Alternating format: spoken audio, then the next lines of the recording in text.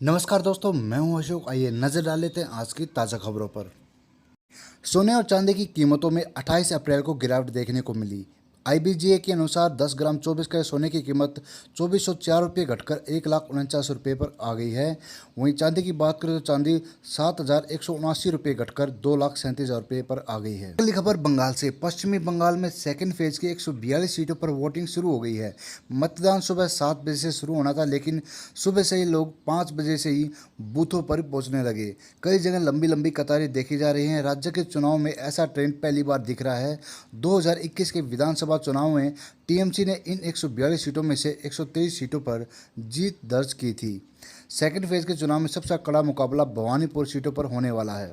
नूह में एक युवती को गोली मारकर पत्थर बांधकर शव को कुएं में फेंक दिया गया।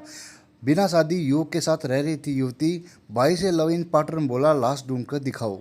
वहीं हरियाणा के फरीदाबाद में गाय ने बाजार से लौट रही महिला और उसकी 2 बेटियों पर हमला कर दिया। गाय ने तीनों पर बड़ी बेरहमी से हमला किया। पहले मां बेटियों को सड़क पर गिराकर कुचला और फिर सींग से उठाकर भी पटका। कुछ लोग बचाने आए तो गाय उनके पीछे भी दौड़ पड़ी और सींगों से मारने की कोशिश भी की। इसके बाद लोगों ने किसी तरह मां बेटियों को गाय से बचाया। हमले में तीनों गंभीर रूप से घायल हो गई। उन्हें तुरंत एक निजी हॉस्पिटल में भर्ती भी करा गया। पाकिस्तान का अफगानिस्तान पर मिसाइल का अटैक, 7 की मौत, 75 घायल। 6 पाकिस्तान सैनिकों की मौत के बाद किया जवाबी हमला।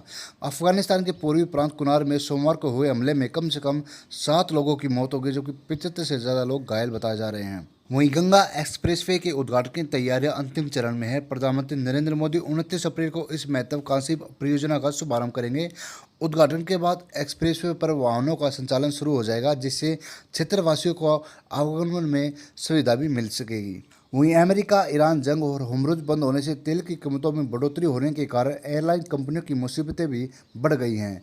एयर इंडिया से लेकर इंडिगो और स्पाइस जेट समेत तमाम एयरलाइन कंपनियों का प्रतिनिधित्व करने वाले फेडरेशन ऑफ इंडियन एयरलाइंस ने नागरिक उड्डयन मंत्रालय को एक पत्र लिखकर अपनी परेशानी बताई है और चेतावनी देते हुए कहा कि विमान ईंधन की कीमतों में तेज़ी से इजाफा होने से एविएशन सेक्टर बेतनाव का सामना कर रहा है।